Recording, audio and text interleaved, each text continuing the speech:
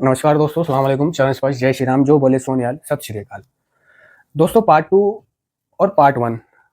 ये part two उसका है कि यानी ऐसी स्त्री और पुरुषों का एक मुनाफा रहित संगठन या समाज है जिनके लिए नशीले पदार्थ एक बड़ी समस्या या नई समस्या बन गए थे। हम सुधरते हुए एडिक्ट हैं जो नशीले पदार्थों से पूरी तरह दूर रहने के लिए एक दूसरे की मदद करने के लिए नियमित मिलते हैं। हो सकता है हमने क्लास यहाँ तक छोड़ी हो। अब हम आगे बढ़ते हैं कि ये सभी प्रकार के नशीले पदार्थों से पूरी तरह दूर रहने का कार्यक्रम है। ठीक है, अब पॉइंट ये है कि सभी प्रकार के नशीले पदार्थों से पूरी तरह दूर रहने का कार्यक्रम है, यानी इसमें रत्ती भर भी, राई के दाने भर भी, कोई भी एक के बदले दूसरा नशा करने की कोई अनुमति जगह नहीं है। ठीक है, अब कई एडिक्टों को ये प्रॉब्लम भी है कि यार एनए में बिल्कुल भी हम कोई नशा ही नहीं कर सकते। चाहे शादी हो नहीं कर सकते, चाहे उत्सव हो, होली हो, तीज हो, त्योहार हो, नहीं कर सकते। यार थोड़ी बहुत तो छूट होनी चाहिए थी ना।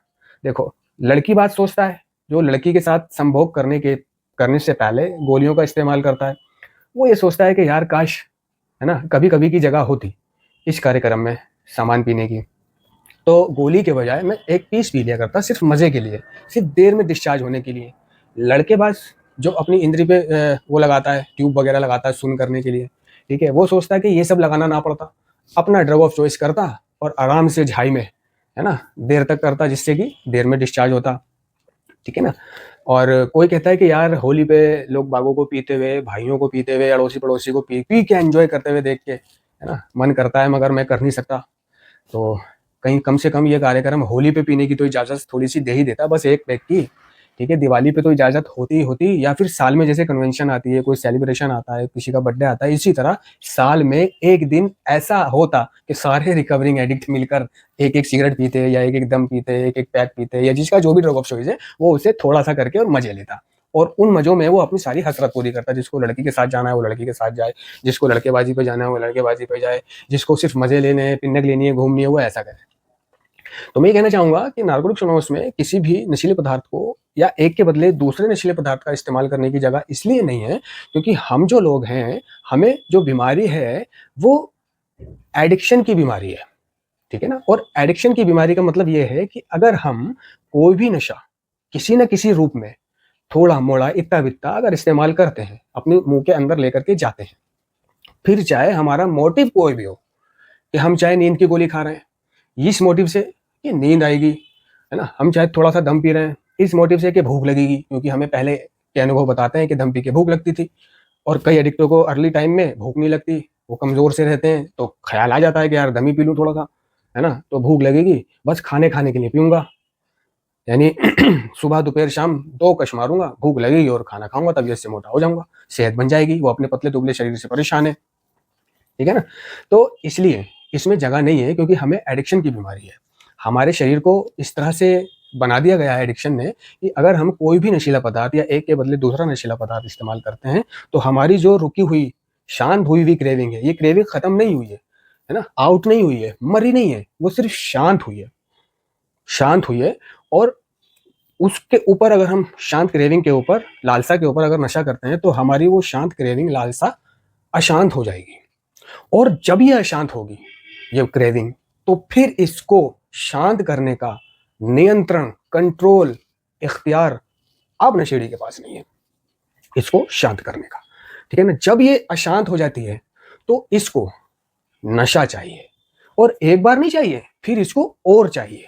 तभी तो कहते हैं कि ये मोर एंड मोर की बीमारी है, वो जंगल वाला मोर की नहीं, ये और एंड और की बीमारी है, ज्यादा और ज्यादा। चरस भी ला, गांजा भी ला, गोली भी ला, कैप्सूल भी ला, स्मैक भी ला, दारू भी ला, ये भी ला, वो भी ला, हर चीज ला। ठीक है। इसलिए इसलिए हमारी मतलब क्रेविंग जो जाग जाती है, इसलिए हर प्रकार के नशीले पदार्थों से दूर रहने का ये कार्यक्रम है। और हमारी जो मानसिक स्थिति है ना, जो मानसिक जुनून है, ये भी कभी मरता नहीं है, ये भी कभी मरता नहीं है। हमारा नशा करने का मन कभी भी कर सकता है, नशा करने के हालात हमारे कभी भी खड़े हो सकती है। 20 साल क्लीन रहने के बाद, 20 साल रिकवरी में रहने के बाद, दबा के प्रोग्राम करने के बाद भी, है ना, बंदा रिलैप्स हो जाता है। क्योंकि ये जो है एक बीमारी है, ये कोई शौक, आदत, हैबिट नहीं है, ये बीमारी है। इसलिए एडिक्ट रिलैप्स होते हैं, क्योंकि एडिक्शन एक शारीरिक, मानसिक और आध्यात्मिक लाइलाज बीमारी है। ठीक है। तो ये सभी प्रकार के नशीले पदार्थों से पूरी तरह दूर रहने का कार्यक्रम इसलिए है ना। इसकी सदस्यता के लिए केवल एक आवश्यकता है, नशा बंद करने की इच्छा। ठीक है। हमारा सुझाव है कि आप खुला मन रखिए। देखिए ये जो खुला मन है, ये बहुत मुश्किल है कि खुला मन रखना। हमारा सुझाव है कि अच्छा, सुझाव किसको कहते हैं? सुझाव कोई ऑर्डर नहीं होता, सुझाव कोई निर्देश नहीं होता। सुझाव सिर्फ़ उस चीज़ को कहते हैं कि देखो, अगर तुम्हें अच्छा लगता है तो मान लेना, अच्छा नहीं लगता है तो मत मानना। देने वाले ने दे दिया, अब तुम्हारा काम है लेना या ना लेना। तो हमारा सुझाव है, क्योंकि नारकोटिक्स एनोनिमस कोई प्रेशर डालने वाला काम नहीं करता, दबाव डालने वाला काम नहीं है उसका, कोई ज़बरदस्ती बुलाने वाला काम नहीं है, ज़बरदस्ती करने वाला काम नहीं है।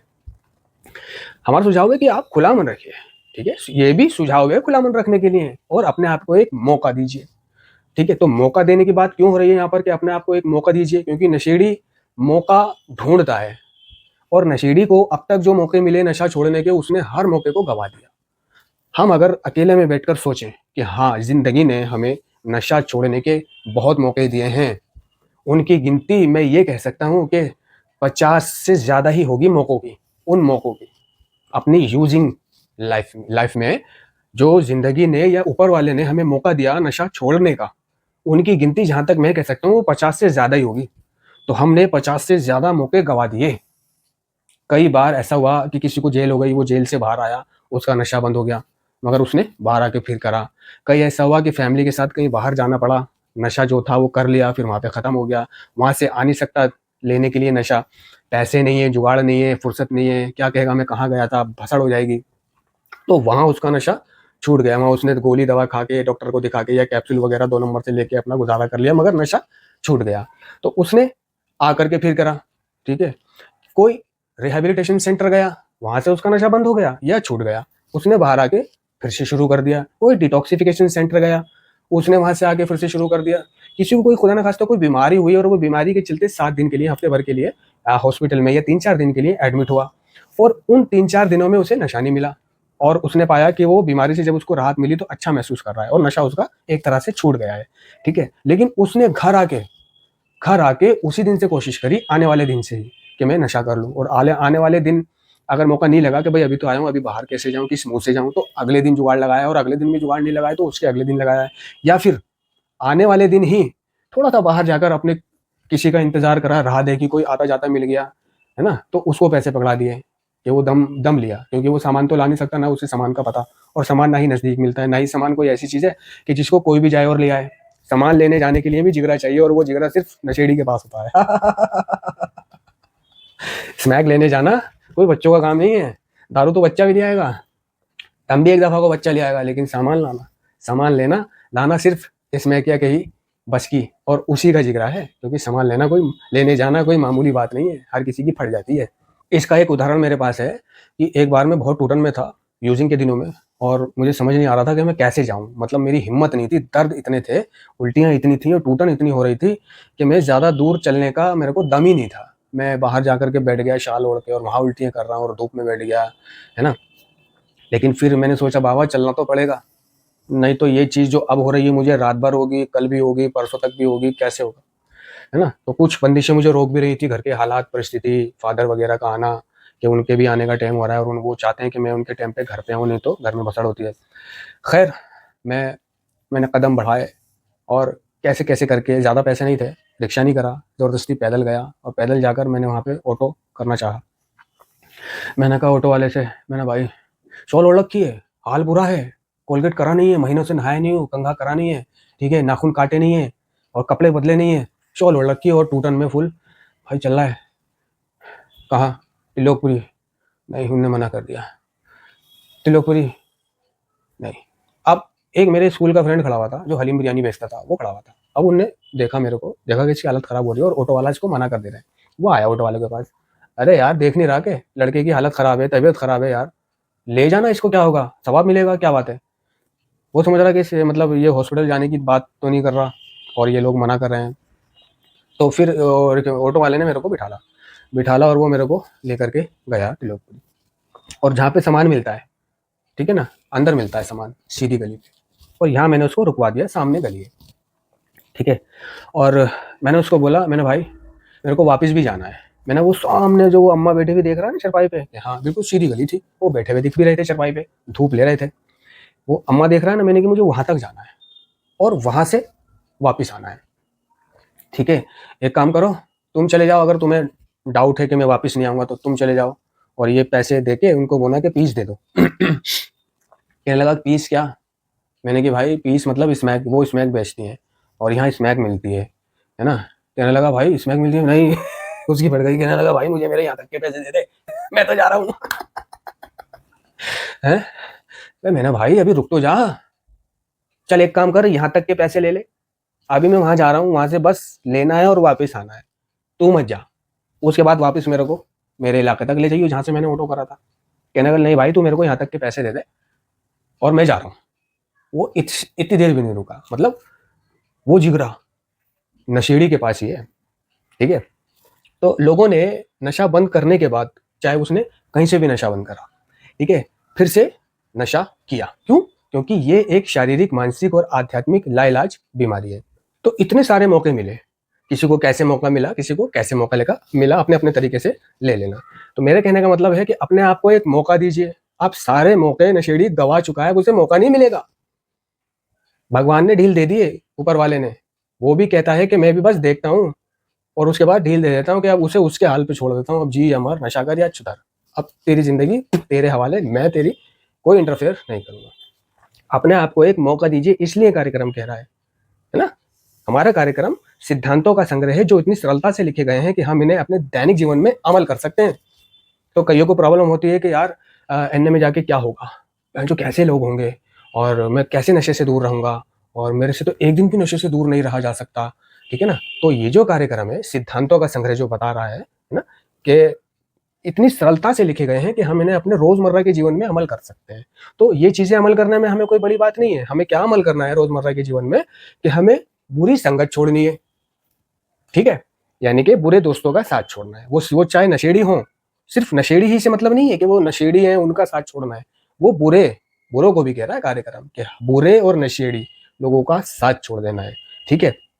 उन जगहों से गुजरना बंद कर देना है जहां पर आप नशा बैठ के करते थे या जहां पर आप जाते थे नशा करने के लिए, ठीक है। अपने पुराने सोचने के तरीके को बदलना है, अपने व्यवहार को बदलना है, ठीक है ना।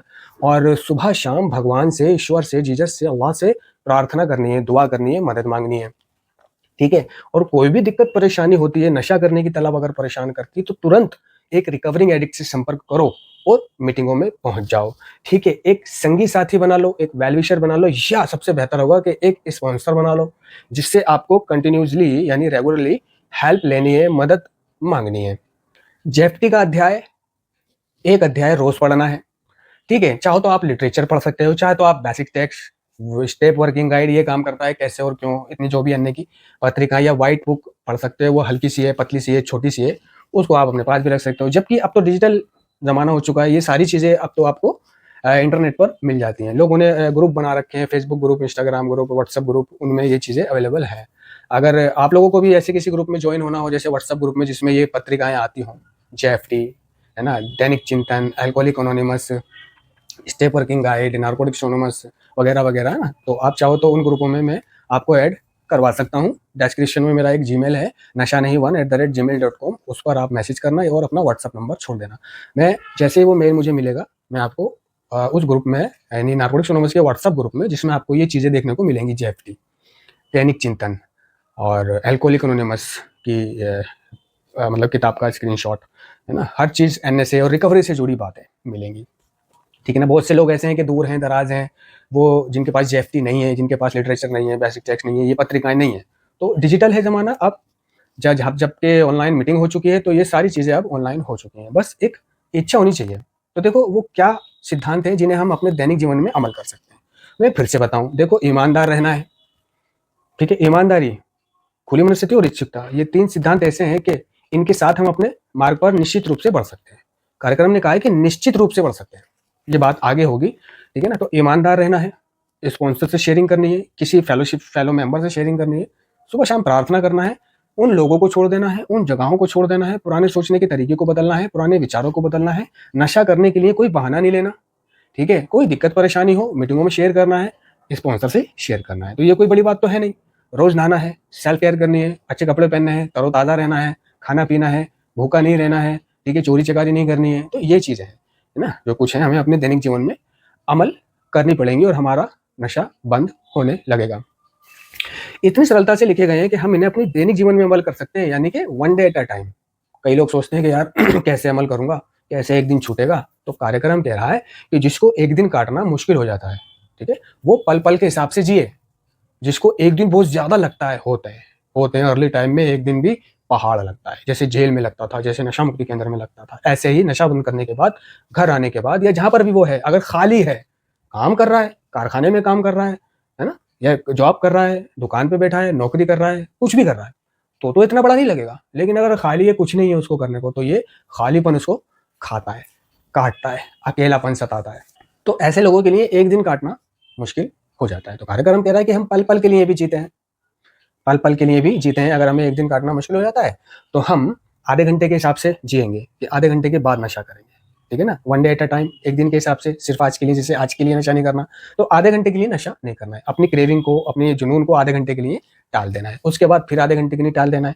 इस तरह से ये आधे घंटा 1 घंटा बन जाएंगे, 1 घंटा 2 घंटे, है ना, और घंटे दिन बन जाएंगे, दिन महीने, और महीने साल बन जाएंगे, और इस तरह हम अपनी इस आदत को तोड़ेंगे। तो ये इतनी सरलता से लिखे गए हैं कि हम इन्हें अपने दैनिक जीवन में अमल कर सकते हैं। दूसरी तरफ इनकी सबसे महत्वपूर्ण बात यह है कि ये काम करते हैं। अगर आप ऐसा करते हो, रेगुलर मीटिंग आते हो, ठीक है ना, और मीटिंग में आकर खुला दिमाग रखते हो, सुनते हो, और उसे अपने दैनिक जीवन में अमल में लाते हो। अगर किसी के साथ कुछ गलत हुआ है ना, वो अपनी गलती शेयर कर रहा है, तो सीखना है कि वो गलती आप भी ना करो, और करके भी ना देखो, ठीक है ना। तो ये चीज होती है। और फिर सुबह शाम प्रार्थना करना कौन सी बड़ी बात है, ठीक है ना। और मुश्किल परिस्थिति में अपने स्पॉन्सर से बात करना कौन सी बड़ी बात है। ऑनलाइन मीटिंग करना कौन सी बड़ी बात है। कान में लगा के, और चाहे बंदा जिम कर रहा है, चाहे काम में लगा हुआ है, चाहे कुछ भी कर रहा है, वो करता रहे, मीटिंग सुनाई देती रहेगी। सबसे महत्वपूर्ण बात यह है कि ये काम करते हैं। अगर हमने सच्चे मन से सोच लिया है और ये तरीके, इन सिद्धांतों पर अमल करना शुरू कर दिया है, तो ये काम करता है, ठीक है। इसके आगे की चर्चा हम फिर करेंगे, अगर आप लोग कहोगे तो। धन्यवाद।